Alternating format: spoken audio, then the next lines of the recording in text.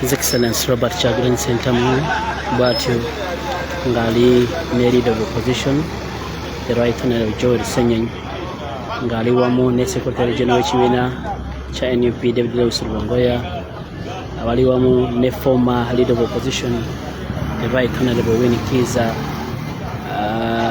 ndabako ne Honorable Ali ba kibiina kya NP ekya General Gregory Mugisha Muntu bava kulaba kwa Dr.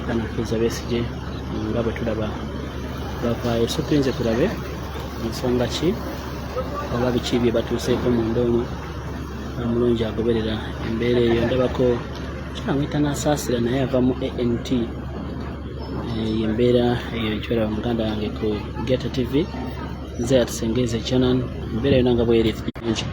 Twagala kumanya mbeera ki Dr. Kiza Besigye kyalimu musanze ali atya era tusuubire ki olunaku lwaleero mwe batyo bibiri abakulu nga bava wali erusira embeera eyo tulinze kulaba biki bye basanzeeyo era Dr. ali mu mbeera ki nga bwolaba nti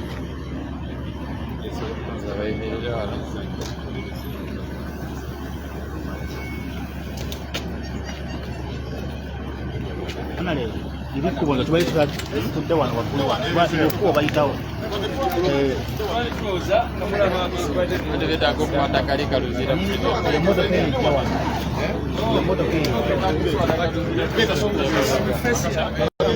stand here.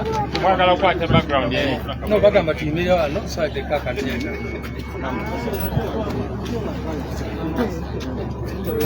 Kudembe bateze.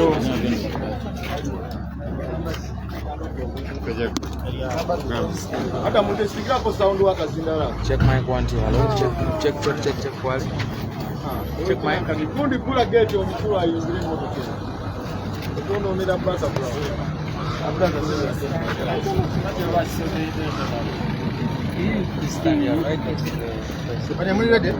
Yes, yes, sir.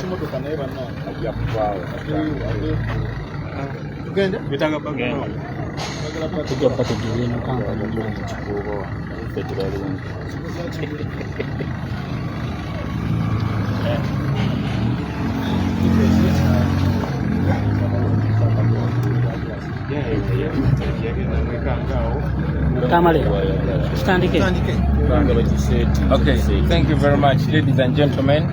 We just came from Luzira Upper Prison. We are going to check on Dr. Kiza Besigye, Kare, Bobiwine, and many other political prisoners.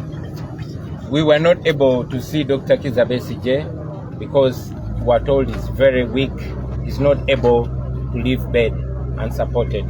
But we saw Obed Kare. We also saw Bobiwine.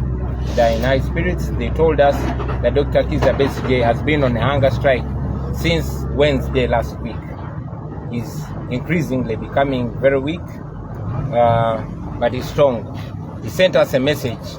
He told us to fight not just for him, but for all political prisoners, especially those that are still incarcerated illegally, those that were sent to prison by the military court.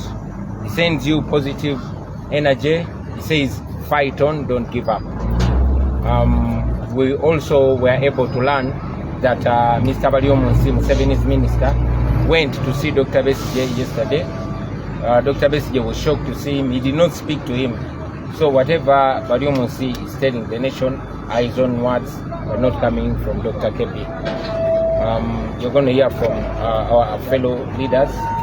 Naikambize mu Luganda. Tuva mu upper prison kulaba Dr. Besigye n'abasibe abalala bonna abaliyo. Tulabye Bobiwine, tulabye Obed Kare. Dr. Besigye tusobodde mulaba, bategeeza nti mulwadde nnyo, munafu nnyo, tasobola kuva mu buliri. Ekisinze n'omulwaze nnyo kubanga ali mu kwekalakaasa yazira emmere okuva olwokusatu oluwedde kubanga bamusibye awatali musango ate mu bumenyi bw'amateeka. Obubaka bwatuweereza bwatusabye tubawe nti mulwane nga temulwanirira Dr. Besigye yekka wabula abasibe bonna abasibwe kkooti y'amagye mu bumenyi bw'amateeka abalemezeddwa mu makomera mu bumenyi bw'amateeka. Tutegezeddwa n'okutegezebwa nti Minisita Museveni bali mu nsi olunaku lwajjo yazze mu ddwaliro ng'agezaako okulaba Dr. Besigye yamwekanze bwekanzi yazze mu kkomera ng'agezaako okumulaba naye teyamulabye teyayogedde naye yamwekanze bwekanzi talina kye yamugambye naye era tumanyi nti Minisita Museveni ajja kuvaayo abeeko byagamba eggwanga. Olunaku lwaleero okugoberera bino twasazeewo tusinkane abakulembeze ab'enjawulo tusale entoto engeri gye tugenda okuddiringana eno embeera kubanga era bwe tuze tubategeeza nti tetagetinga Dr. Besigye yekka n'obulumbaganyisi bwa Dr. Besigye yekka wabula bonna abalwanisi b'eddembe bonna aba opponent bwa Museveni. Kino tekiri ku muntu omu bwe bamala Dr. Besigye banona gwe oba nze. So kitukakatako ffenna okulwanyisa obumenyi bw'amateeka obugwinyizibwa buno ffenna tusobole okubeera free okubeera safe. In English, after this we have decided to converge all of us forces of change, and we'll be meeting later on today to find ways of exerting as much pressure as possible to see that our comrades are released and to end this impunity. So we're meeting later on today as forces of change, but we continue to call upon all of you Ugandans in your individual or collective capacities to do anything and everything possible to increase the pressure so that we can save Dr. Besigye and all the political prisoners that are being held. So buli omu akole kyasobola mu busobozi bwe okulaba nga tusawo pressure mu ngeri yonna basumule bannaffe bano tukomye n'obumenyi bw'amateeka buno. Thank you very much. Maybe Mama will. I just want to add a few words to what the president has said, that what is happening here is just a collapse of democracy. It's a collapse of the rule of law, a collapse of good governance. Dr. Besigye is here in Luzira illegally. And for any human being, the right place where Dr. Besigye should be is in a hospital. They know that he's here not by any means of law. The court that sentenced him to that put him in prison, the courts of law said it's an incapable court. It was a court that was not supposed to be hearing cases of civilians. But so unfortunate that those who are in power see it important to continue violating the law because they have the gun. And so it is upon us Ugandans, like we said at the beginning when Dr. Besigye was arrested, that an attack on one of us is an attack on all of us. What Dr. Besigye is going through, any one of us can go through it. So it is all of us to say no to this kind of impunity, to say no to military rule, to say no to mismanagement of the affairs of Ugandans. You and me have that power, and the Constitution gives it to you. Let us all use every energy that we have and every effort that we can have to say no to the dictator. Tuchimanyi fena nga bwe Dr. Besigye ne banne abali mu komera kuva mu koti y'amagye nga bwe bali wano bumenyi bw'amateeka. Kitulumanyi okulaba nti gavumenti ya Uganda ekozesa obumenyi bw'amateeka okusiba abantu. Tetusobola okulaba Dr. Besigye tulwakubanga ali weak tasobola kulaba muntu. Mu buntu obulamu Dr. Besigye teyali badde mu komera. Yali badde nga ali mu ddwaliro ng'alaba abasawo. Era ne ali ne wano iligale ali wano mu bumenyi bw'amateeka kubanga kooti y'amagye eyamusindika wano mu komera yakikola mu bumenyi bw'amateeka. Ekintu kyonna ekikoleddwa mu bumenyi bw'amateeka kiba kimenya amateeka, so si kirungi okugobererwa. Simanyi lwaki Dr. Besigye akyali wano mu komera. So kiri ku gwe nanze okulaba ntukozesa obuyinza bwonna bwe tulina okulwanirira eddembe ly'Abannayuganda kubanga bakikoze ku Besigye olwaleero enja ajja kuba nze oba gwe nga bwe President akyogedde. Kati tukozesa amanyi gonna ge tulina. Oba olina omumwa, oba olina ki, oba olina kamera, oba olina ki, kikozese okulwanirira eddembe. Eddembe lyetulwanirira si lya Dr. Besigye yekka, lya buli Munnayuganda yenna waali.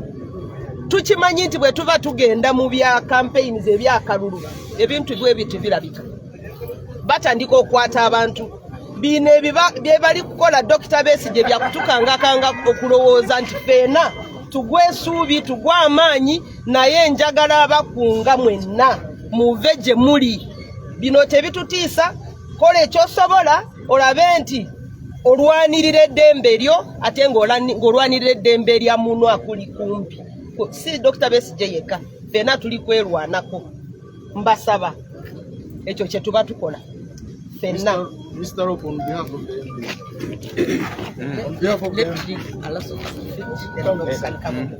let Mama let Honorable Alaso first say something, then I can respond to what you want me to. I think basically what I want to emphasize is that government, President Museveni, the CDF and their team stand cautioned that they are playing with a powder cage. This continued mismanagement, specifically of Dr. Besigye's life, could easily plunge this country into a very chaotic situation beyond their ability, their presumed ability to manage. And therefore, for the good of this country, not just for the sake of those of us in the opposition, for the entire good of everybody, including the oppressors themselves, they need to get Dr. Besigye out of this place alive, not as a dead body. Because as Ugandans, we will not accept Dr. Besigye out there as a dead body.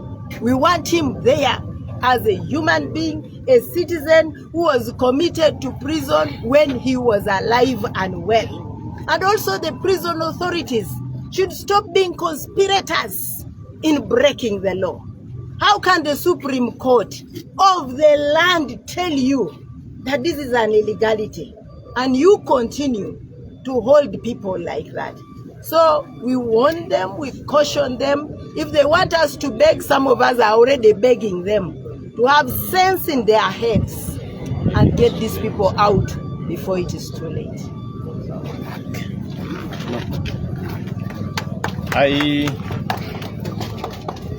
Actually, today has worried us a lot more because previously when we came to see Dr. Kiza Besigye, we were able to see him. But the fact that today we were not able to see him because he could not leave his bed to come, he's too frail to move, it's even more worrying, and it should worry all of us. I want to appreciate colleagues in Parliament because we have raised this matter severally. But we want to see a lot more that we can do.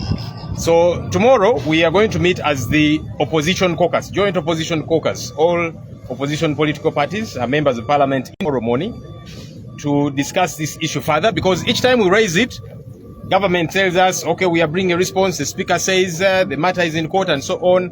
But we think that this situation cannot continue to happen this way, especially now because we don't know the state in which Dr. Kiza Besigye is, now that he cannot even get out of bed to come and see visitors. It's a very worrisome state of affairs.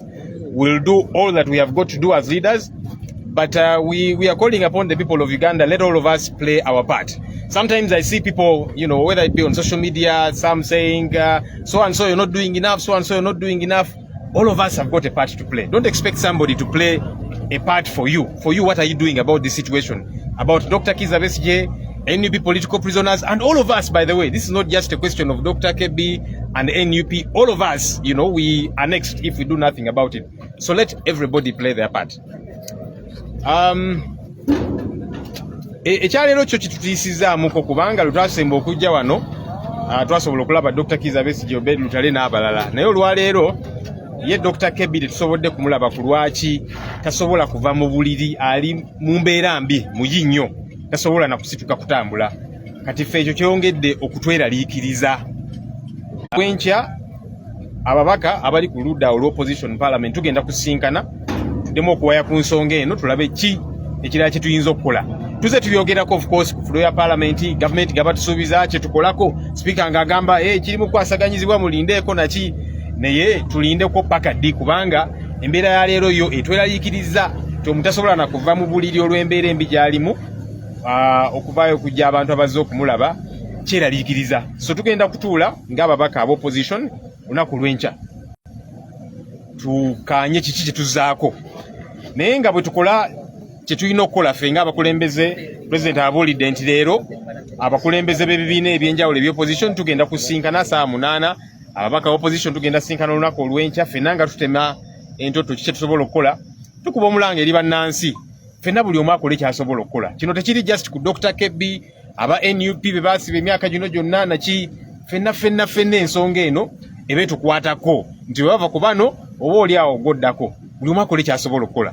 Tutera okulaba abantu abamu nga beemulugunya ku social media, ono gundi tokoze kimala, omukulembeze ono tokoze kimala. Gw'okozeewo ki? Bino si byakusonga lunwe mu muntu.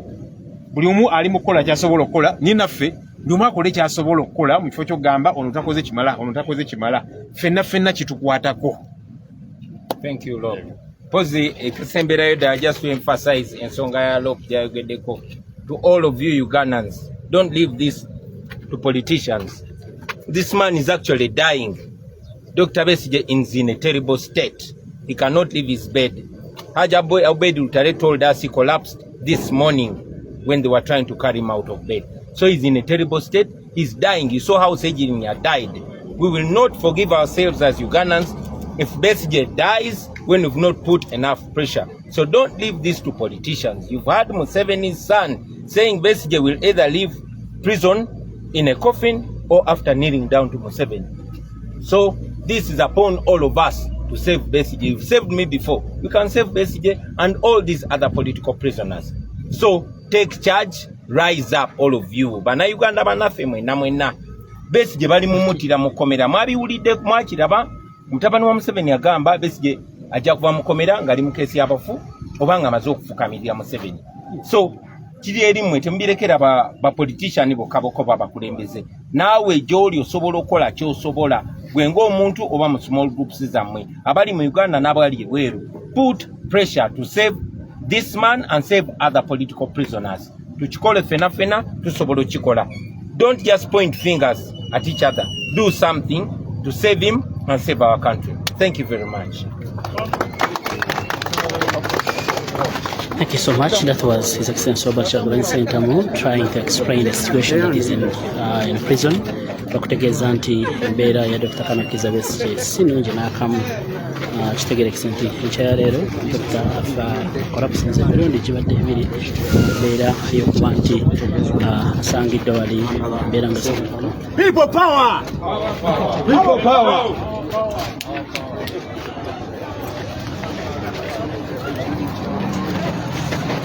Vejo no gamba.